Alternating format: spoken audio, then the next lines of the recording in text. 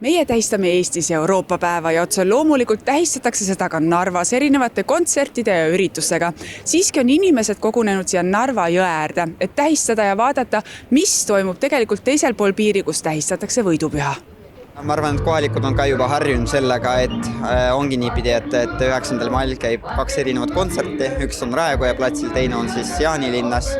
Ja igaüks siis valib enda jaoks meelepärasemat õhtuveetmisversiooni. Какие мысли сегодня? Да, и чувства какие? Какие чувства? Праздник? Korralik programm Narvas pidi olema, et kontsert, mingi üritused ka. Ma lihtsalt nägin seda brošüüri kuskilt, isegi ei mäleta kus kohas. Ja, aga me ei tähista siin seda võidupäeva, meil on Euroopa päev. Ma kutsusin neid tegelikult siia. Mul tegelikult selle sõida jooksul pool peret kustuti ära.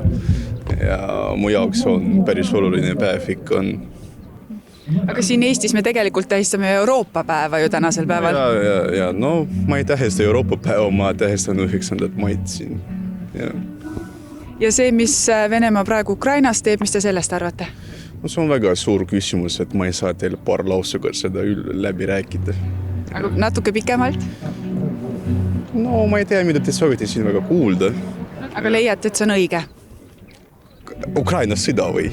Et Venemaa Ukrainat ründas ja seal sõda toimub? Ma ei saa teil nii lihtsalt vastata, kas õige või mitte. Et ikka sõda on sõda ja see on ikka nii see hea ei ole. Päev nagu päev ikka. Aga mida teie täna tähistate?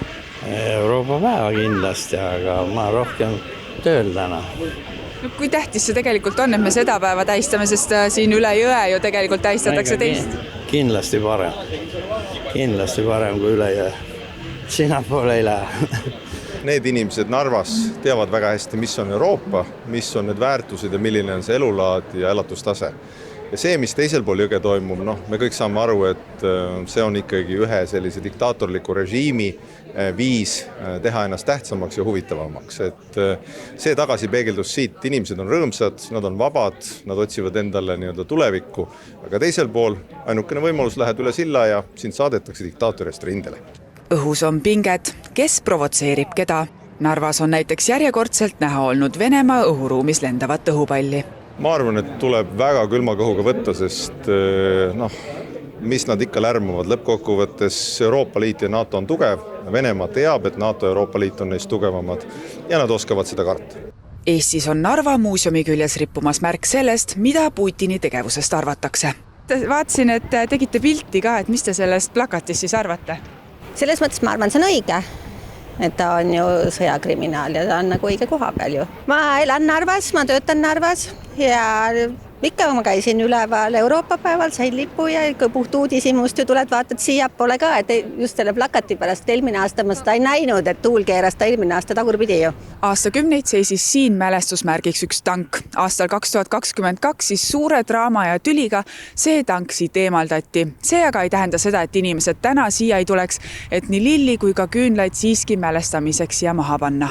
У мужа, например, папа прошел всю войну, живым остался, слава Богу, поэтому без слез мы этот праздник не проходим. Мой дедушка лежит в братской могиле на Курской дуге. Возможно, ему там цветочки кто-то принесет, поэтому мы помним. Дружба со всеми народами, вокруг которой Нарвы, и Таллин, Нарва, и с Россией, с Белоруссией, со всеми народами, со всеми, чтобы мир на земле был.